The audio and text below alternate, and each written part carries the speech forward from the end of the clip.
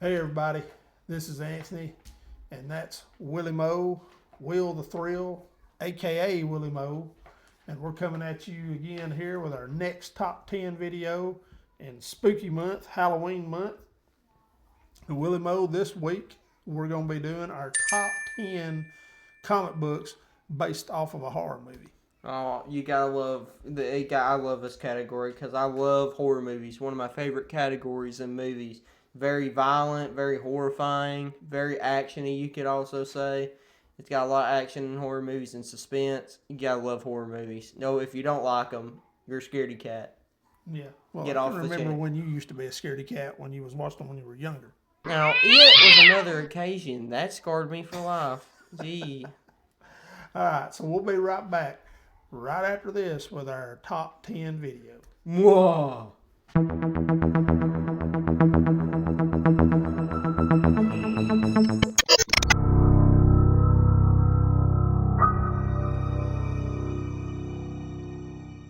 All right, guys and gals, we're back here getting ready to do our top 10. Willie Moe, you've had. Dang, man, you got to quit wearing your Halloween mask around me. Oh, my bad. You see what I gotta deal with? I ain't even saying nothing today. Anyway, what I was going to say was you've had a week out of school. How are you liking it? Pretty good. Although I'm gonna have to go back next Tuesday, and it only feels like I've been out for a few days. But hey. Well, y'all have continued to practice football the whole time, so you've had to get up early. So yeah, I can't really have a break if I'm not really breaking. Yeah. Well, not breaking my back. Welcome to real life, son, where people have to get up and go to work every day and. Hey, more like breaking my back. Yeah. Jeez. Well, if Batman can take it, you can too, right? Yeah, Batman got his arms cut off. I don't know about that. All right, so we're doing our top 10 comic books based off of a horror movie. So whose time is it to go first this week? Mine today, Right, this week. Start us out with your number 5 there, brother. My number 5's got to be Nightmare on Elm Street, starting off with an iconic one. And this comic came out in 1988. The movie came out in 1984. And this comic was published by Eternity. Okay. We gotta love Nightmare on Elm Street. It was always an iconic movie when I was little. Used to watch it. I've watched it, and I think the plot's pretty cool in it. And it also got me excited for Freddy vs. Jason, which was a movie that came out after those two movies. I'm pretty sure it was in the 2000s that came out. But Freddy Krueger goes, the dream stalker. He goes into people's dreams and kills them in their dreams and stuff. He's powerful in the dream realm and stuff. Wasn't Freddy Krueger like a real character though before he became a dream stalker? He was like a murdered kids and stuff. I'm pretty sure he was, but you can correct us on the comments if that's not true. Robert Englund, I saw an interview with Robert Englund. He was the guy that played Freddy Krueger, and he talked about how once you got into the makeup and the costumes and stuff, he actually became Freddy Krueger, which is kind of scary when you think about it. I know a teacher that I used to have who had the Freddy Krueger like claws and stuff. Yeah. And it was pretty neat prop he had. Yeah. All right, well, that's a good start. My number 5 is a movie that probably a lot of people have seen, or maybe you haven't seen it, but it's called Fright Night, and it came out in 1992. The comic book did, published by A.W.O Comics, and the movie came out in 1985. This was a 3D comics, very, very scarce, hard to find. It's worth a pretty good little bit of money, but the movie... we watched it here a while back.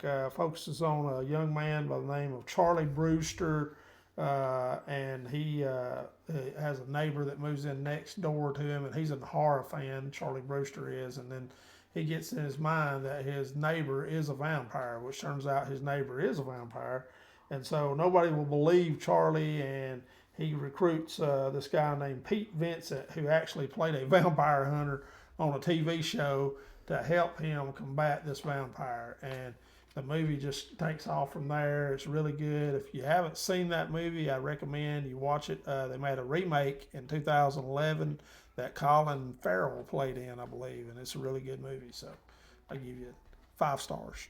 Alright, well, moving on. My number 4's got to be one of my favorite horror movies, like very close to my top 3.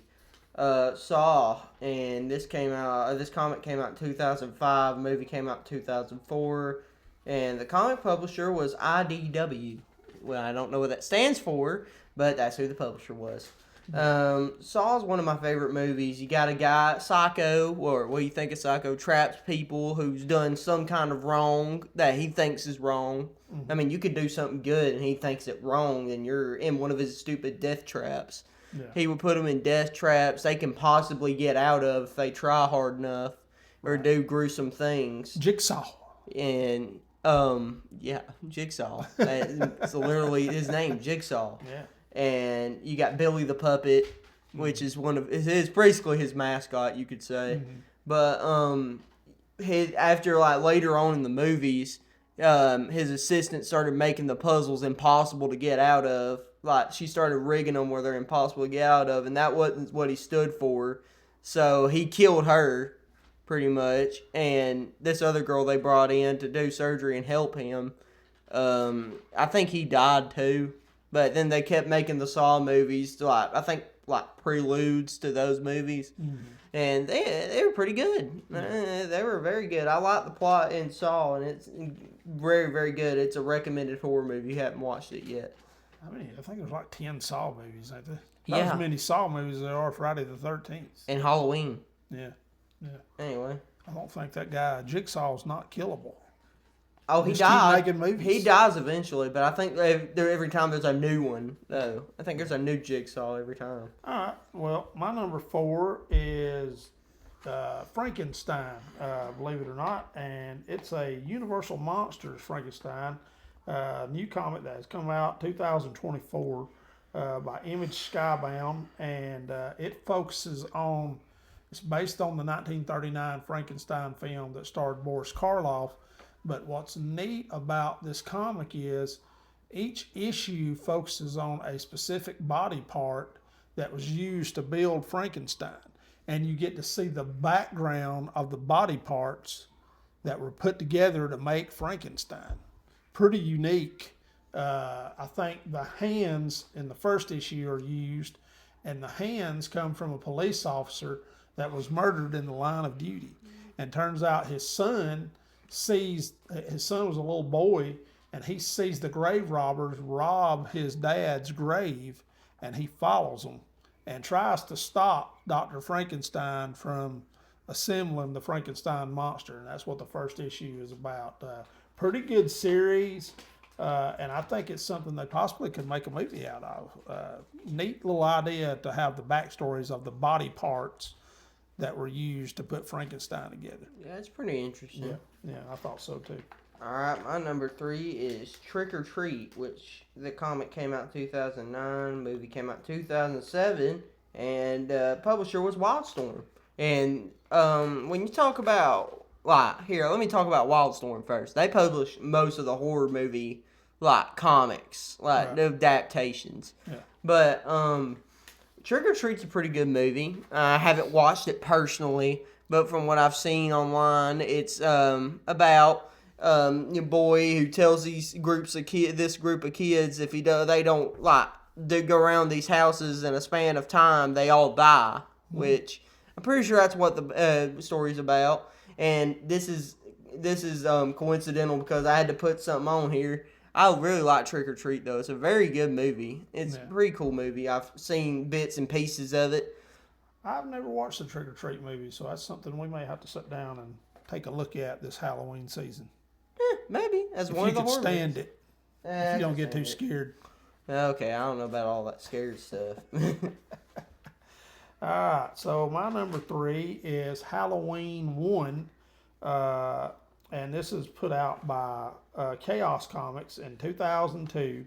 And this takes the storyline. It's based on the Halloween movie that came out, of course, in 1978, featuring Michael Myers. And the storyline from the comic here pretty much fills in the gaps between Halloween 1978, Halloween 2, to the H2O movie. And it features Tommy Doyle, who was in the original movie, and he encountered Michael Myers. And then, of course, Dr. Loomis is also in this comic. And turns out in the comic, you kind of hear about how once Michael Myers was institutionalized again, he was actually murdering patients in the psycho ward before he escaped again. And he murdered Dr. Loomis's fiance at the time. So it goes and delves into the storyline there. It's an original story, and kind of just like I said, fills in the gaps that are left open in the movies. It's kind of funny considering the fact about Halloween, because what's so weird about it is Michael Myers is only a human being. Mm-hmm. But you know what's funny? He be taking bullets like it's easy. Oh yeah. That sucker took a bullet to the head like 5 times and he lived. Yeah. How was that even possible? Is he Jason or something in disguise? I don't know. He's got some kind of super abilities or something, But they should make another Halloween movie instead of ending it on that one Halloween movie they made. They should have made a movie that tells what Michael Myers was like an experiment or something. Right. That would make so much sense why he would take so many bullets to the head and not die. But hey, you know what? It's a horror movie. A bullet ain't gonna kill somebody, even if they are human. Let's take Ghostface. It's pretty boring, if they shot him and he was dead right about the first 10 minutes of the movie. Yeah. Everybody get to go home early, and you wouldn't even get to eat all your popcorn or drink your slushy. Still, though, they should have said something about it. Come on, man. What do you want, 10-minute movies? Yes. We can't even eat a popcorn. We can't even go to the bathroom if we go 10-minute movies, man. Come on. All right, well, my next one, oh boy, we're getting into an iconic one right here. Friday the 13th. Now, this dude is immortal.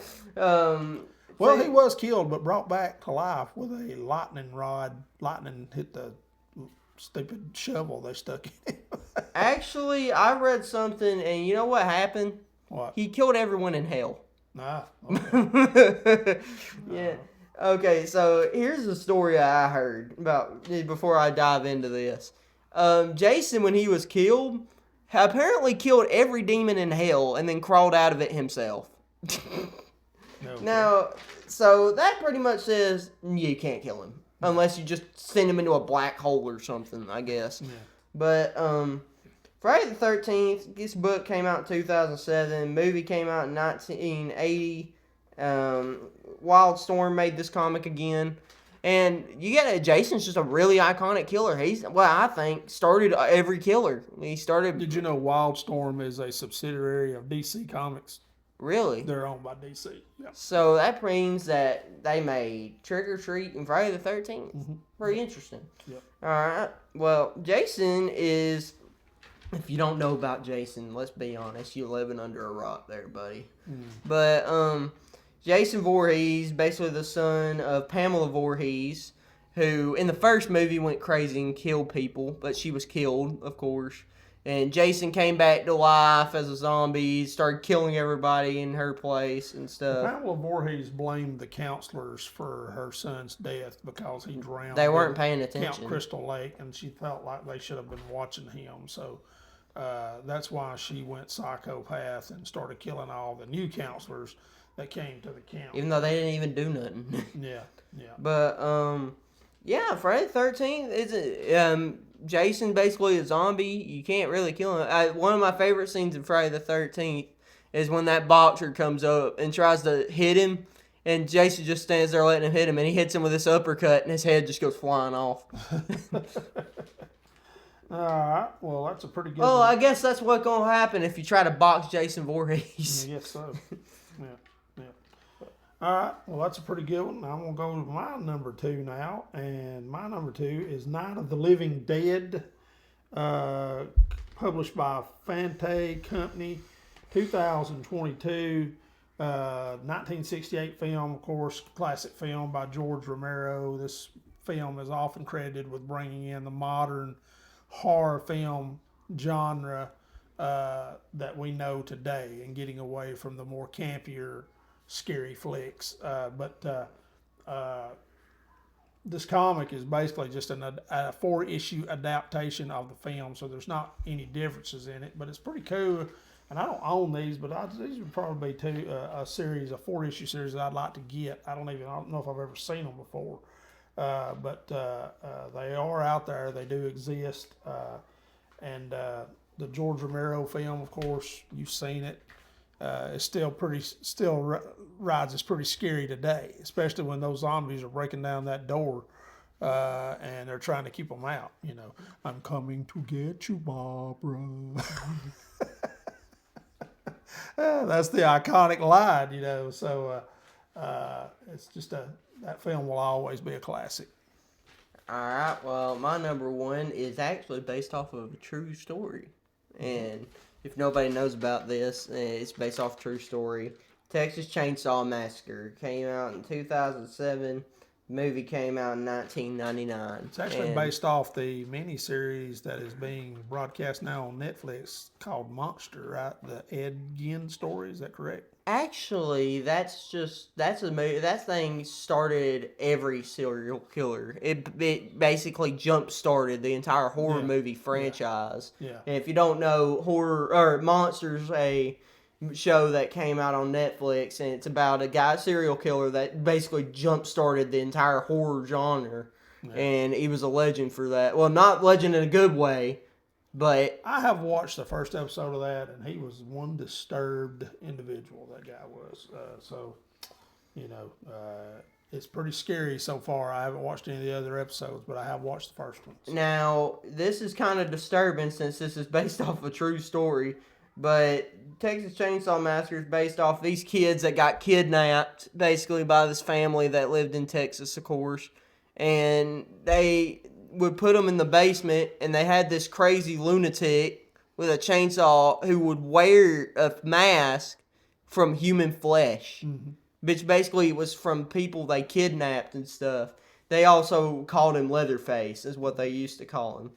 But he used to be this lunatic with a chainsaw all the time. He'd carry around a chainsaw. He'd cut up victims in the basement. And that family would bring them to him and feed someone they thought was their god called Grandpa. So that is a disturbing event. If you want to learn a lot more about it, they made a movie. Like I said, they made a movie in 1999. And I think they should remake this movie. It has been remade. Hasn't been remade It already? originally came out in 1974, I believe. And then was remade in 99, I believe. Is that what you said? 1999. I think they should remake it with better. Numerous Leatherface movies, and there's actually one Texas Chainsaw Massacre movie that stars Matthew McConaughey before he was super famous. He played in this movie, and he played one of the killers in this movie. He was one of the family killers. So look that up. Matthew McConaughey, Texas Chainsaw Massacre. I can't remember if it's third, fourth, or rebooted. I don't know what it is. I'll tell you something else. 1974, I watched this movie. Not in 74, I probably watched it in the 80s, but I got it on VHS when I got my first VCR and watched it in the 80s sometime. And Leatherface gets hit with a semi-truck at the end of the first movie, and so there's no way he could have survived that. But yeah, in Texas Chainsaw Massacre 2, there he was. He was back again. I feel like that was a little exaggerated. Texas Chainsaw Massacre 2, though, is really nothing like the first one. The first one's kind of disturbing, kind of the girl screaming all the time, gives you a headache because she's screaming throughout about from the middle part of the movie on. She's just screaming all the time. But the second one was more like a comedy. It really had funny parts in it, and it was so ridiculously over the top. It was unreal, but a very cult. It's a cult classic. Texas Chainsaw Massacre is. Well, there's been a lot of movies based off of it. My number one is probably my favorite current horror film. I'll let him have this, by the way. Is Seven. The comic came out by Zenoscope in 2006. Again, it's based off of the 1995 film with the all-star cast of Brad Pitt, Morgan Freeman, Gwyneth Paltrow, and Kevin Spacey as John Doe, the killer that based all his crimes off of the Seven Sins. And if you haven't seen this movie, I won't spoil it for you, but the famous meme, "What's in the box?" comes from this movie. And it's just basically the movie takes place where you've got two detectives that are trying to track down John Doe, and he's leaving them clues at every crime that he commits, and they're trying to catch this guy, and then he winds up turning himself in, and it just goes from there. It's a really, really good movie. I highly suggest you watch it if you haven't seen it. Most people probably have seen it, but if you haven't, you're really missing out on a really good, scary movie. All right, was that it? That's it, brother. All right, well. All right, well, that's our top 10 for this week. Willie Mo, I sure did enjoy it, and I didn't get too scared looking at your face the whole time, so. All right, well, I want to take this time, since we hadn't spent that long on the video yet. Yeah. I'm going to start doing this thing after our top 10 videos. I'm not going to talk about it. He hadn't told me about this, so this is a I haven't surprise. talked about this. This is a surprise. I'm scared. Look, I'm not talking about any details of it. It's just a recommendation. Daily one video game recommendation after every top 10 video. Oh, now I'm not gonna talk about it. I'm just gonna say it. All right. Here for Horror Month, Alan Wake 2. You should go out and try that game if you want to. But I have to defer to him on that because I don't play these games, so I don't know. So. Well, it's a game I've been playing, and it's a very good horror game. Okay. Well, I'll take your word for it, man. All right. You heard him. Alan Wake. What is it? Alan Wake 2. Alan Wake 2. And Alan Wake 1 if you want to play the first one. But Shouldn't they play Alan Wake 1 before they Well, play I Alan haven't, Wake 2? but whatever. You don't need to play the first one. No. Well, everybody ain't as backwards as you are. Do what you want. Again, thanks for watching our video. If you like our content, please subscribe. Again, we're down to less than 2 weeks for voting on cbcawards.com or .org. So make sure you give us a vote. If you hadn't already, we would appreciate it. I know Will, he really wants your vote, don't you? I really want to win this. I mean, I know it's probably not. We He may quit the show if we don't win. Oh, come on. I ain't going to do that. You're the same guy that said he was going to give up watching DC movies because they got Guy Gardner in them. I was just exaggerating when I said that, though. That was a joke. All right, guys. But anyway, we appreciate your vote on that. If you like our content, give us a subscribe, hit that like button, pound that notification button so you'll know. Again, it's a new month. We got a new giveaway coming up before long. So yeah. We're going to have to pick our 3 comics out that we're going to give away. And if you haven't watched John the Comic Guy's video, he opened up his mystery comic, which turned out to be Spider-Punk #1, the Okazaki, what was the guy's name? Whatever. I don't want to mispronounce his name, but it was the variant 1 in 50. And John really loved it and gave us a lot of props in there, and we really appreciate him for that. He's a great guy. If you haven't watched his channel, check him out, John the Comic Guy. All right. Glad you enjoyed the book. Yep, we really are. And we're going to get out of here, Willie Mo. So let's tell these folks bye. Y'all stay safe. I'm just kidding. Everybody have a great rest of the week. We'll see you over the weekend with another video. Make sure you watch because I want to be in it. We'll check you guys later. See ya. See ya. Go Dogs. Go Dogs.